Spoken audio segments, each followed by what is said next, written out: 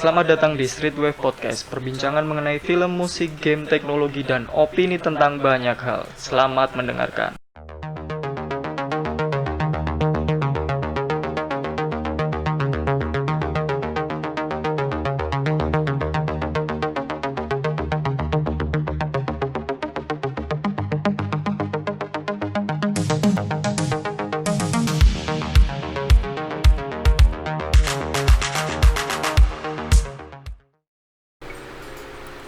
Streetwave Podcast episode 15. Kali ini kita ada di segmen Street Tech.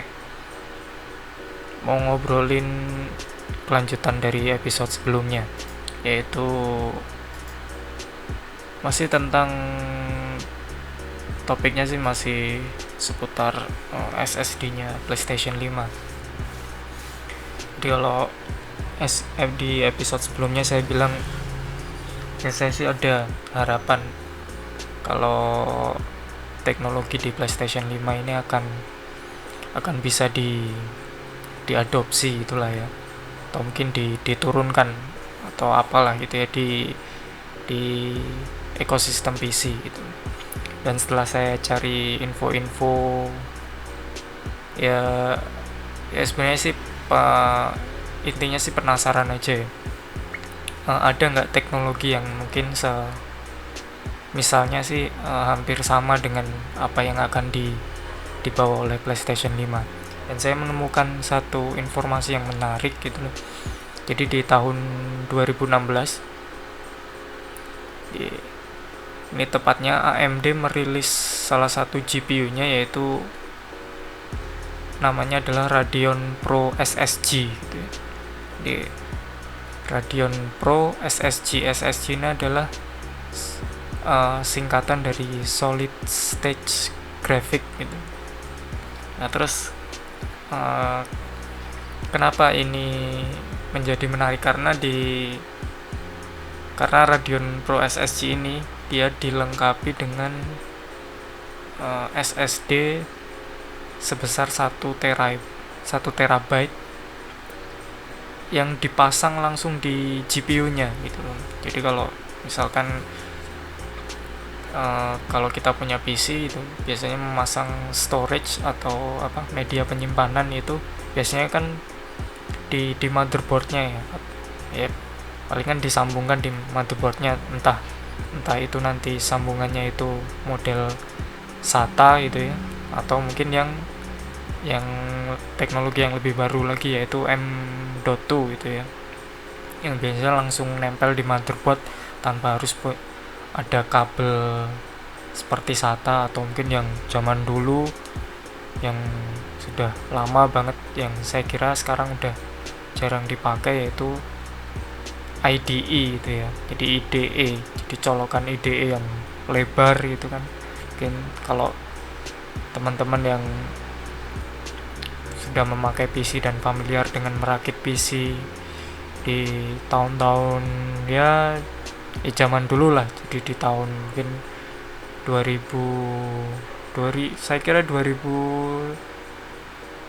sih 2011 itu masih ada lah yang pakai colokan IDE itu ya.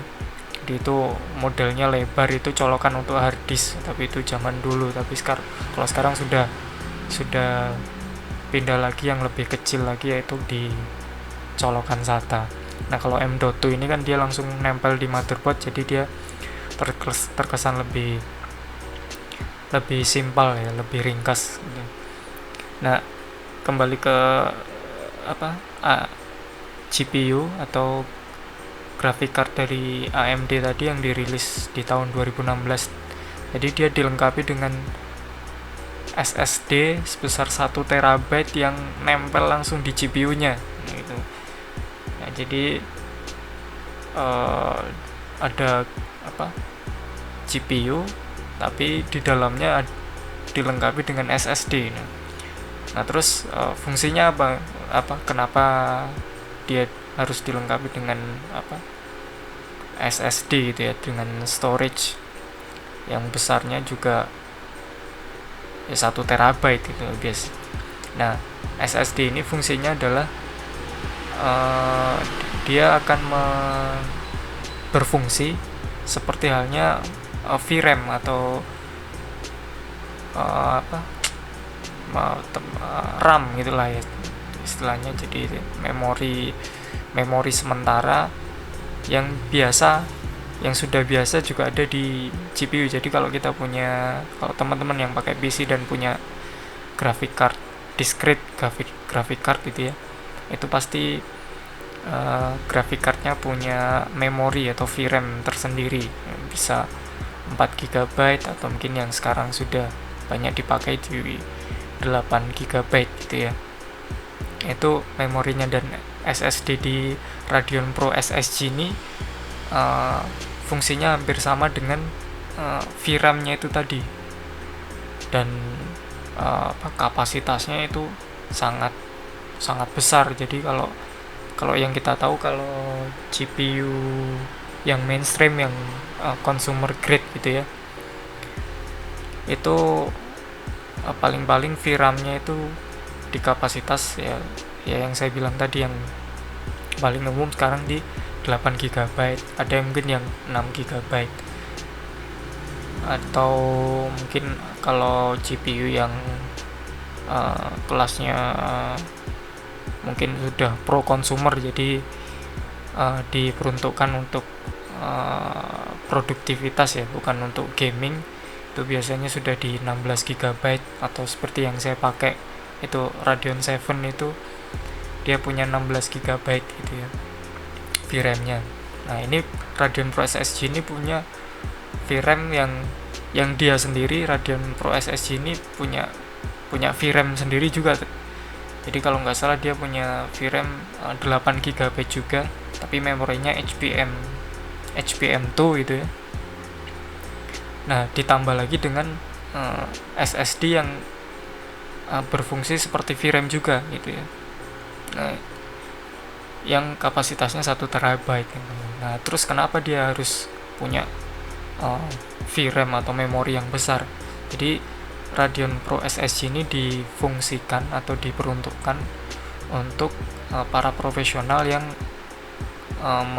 memproses video di resolusi 8K gitu ya, 8K gitu ya. Jadi karena kalau semakin besar resolusi video, jadi dia untuk memutar balik. Jadi kalau teman-teman yang yang familiar dengan editing video, jadi kalau mau memutar balik, memplayback video yang sedang diedit itu kan,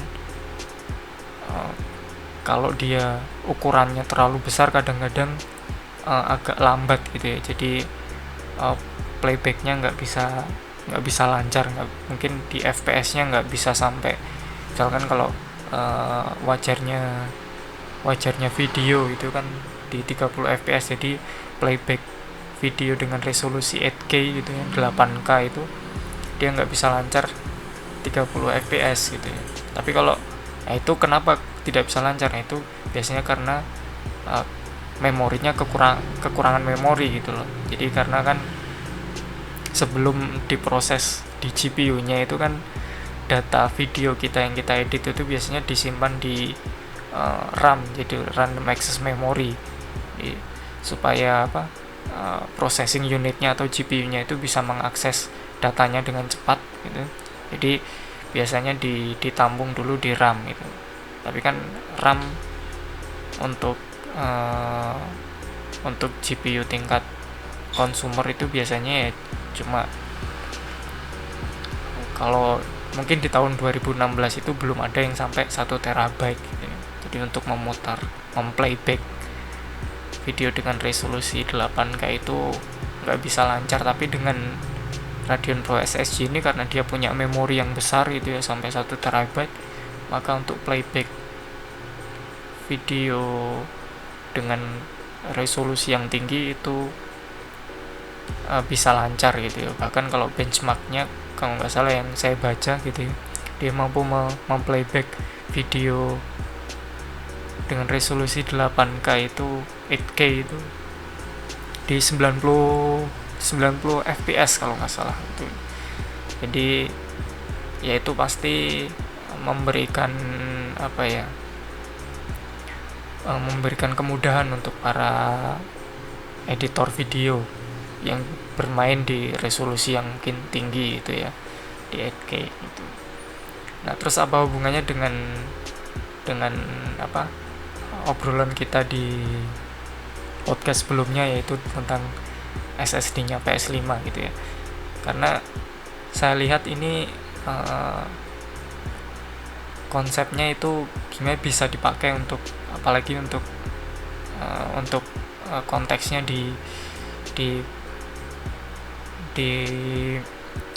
untuk mengejar gitu ya, kalau istilahnya untuk mengejar performa dari konsol di PlayStation 5 gitu untuk di PC gitu ya. Jadi kalau ini bisa benar-benar direalisasikan, atau mungkin konsep seperti di Radeon Pro SSG ini bisa teknologi Radeon Pro SSG ini bisa dirilis di PC gitu ya. Ya bayangkan aja, misalkan kalau kita punya game, kita nginstalnya nggak di storage atau di SSD yang disambungkan ke motherboard gitu ya. Dibayangkan kalau kita punya game, kita karena game kan diprosesnya kan kebanyakan itu pasti yang memproses adalah GPU-nya gitu. Jadi graphic card-nya yang lebih banyak bekerja. Jadi bayangkan kalau kita punya game atau file game, kita install di GPU-nya langsung gitu. Dan kalau kita bisa install di GPU-nya langsung, maka ketika GPU-nya membutuhkan file atau mungkin merender aset dari gamenya tersebut gitu ya, dia nggak usah harus meminta akses file dari storage yang dipasang di motherboardnya itu. Karena kalau mengakses storage yang ada dipasangkan di motherboard itu, dia harus meminta ke CPU dulu, baru CPU nanti mengaksesnya gitu ya, menaruh filenya ke RAM sistem. Jadi RAM-nya yang di motherboard, baru nanti GPU-nya bisa mengakses data itu, dan itu kan membutuhkan waktu. Dan sementara kalau kita pengen ya katakan saja menyamai performa dari SSD-nya PS5 gitu ya, ya cara yang paling, menurut saya sih cara yang paling logis ya dengan cara menginstal filenya ke GPU-nya langsung. Jadi karena lokasinya paling dekat, tentu saja untuk mengaksesnya butuh waktu yang lebih singkat daripada kita menginstal filenya secara ya katakanlah konvensional gitu ya, di storage-nya motherboard gitu. Dan kalau kita bisa memperpendek jarak aksesnya gitu ya, itu akan mengurangi latensinya. Dan kalau mengurangi latensinya ya itu otomatis menambah performa gitu. Dan saya kira itu mungkin saja terjadi gitu ya. Tapi untuk benar atau tidaknya ini bisa diaplikasikan ya belum tahu, karena Radeon Pro SSG sendiri juga dikeluarkan oleh AMD. Itu bukan untuk kelasnya, bukan untuk GPU consumer, jadi bukan untuk gaming. Jadi dia lebih tepatnya dijual untuk para profesional, jadi para video editor gitu ya. Dan harganya pun juga nggak masuk akal kalau hanya untuk gaming, karena kalau nggak salah dia harganya di $7.000 gitu ya, $7.000 hanya untuk GPU-nya saja gitu. Tapi konsepnya menarik dan teknologi itu sudah ada gitu. Jadi masalahnya tinggal apakah ini bisa diturunkan atau dirilis di kelas consumer gitu. Jadi misalkan suatu saat kita beli GPU itu VRAM-nya sudah nggak cuma 8 GB, atau mungkin sama persis dengan Pro SSG, dia bisa ditambahi dengan SSD gitu ya, SSD M.2 yang ukurannya mungkin nggak usah 1 terabyte, misalkan bisa mungkin 256 GB gitu ya, yang kira-kira mungkin visible lah untuk kelas-kelas consumer gitulah ya. Dan SSD-nya bisa dibeli secara terpisah gitu loh. Dan ya tergantung kebutuhan, misalkan kalau kita mau main game, saya 128 GB aja cukup, ya sudah, berarti kita beli GPU dan nanti dipasangi SSD M.2 yang 128 GB.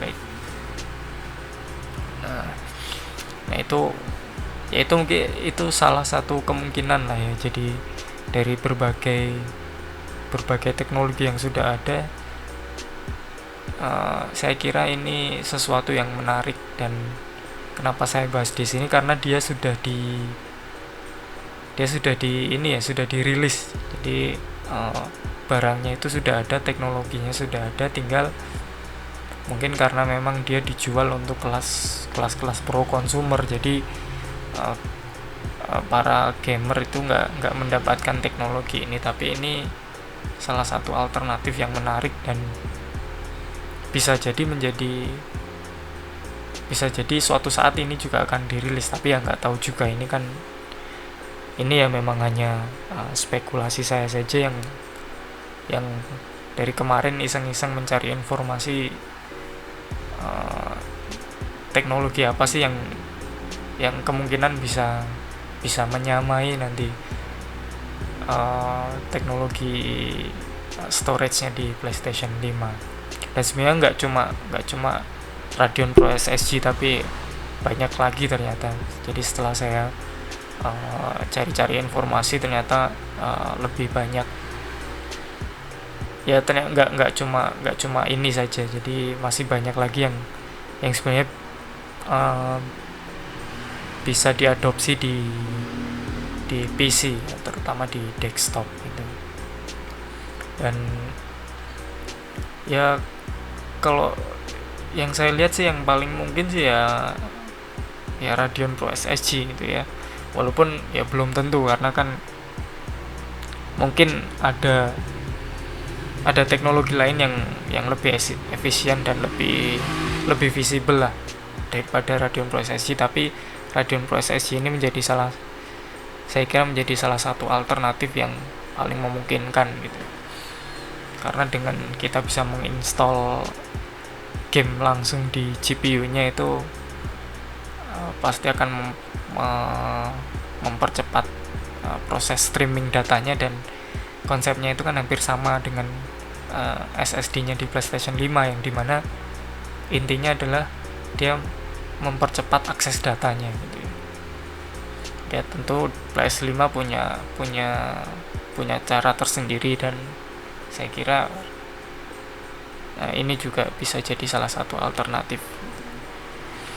Oke, mungkin itu saja yang bisa diobrolkan kali ini gitu ya, di Streetwave Podcast episode 15 di segmen Street Tech gitu ya. Kalau nanti ada hal lain yang menarik, mungkin kita bisa bahas lagi.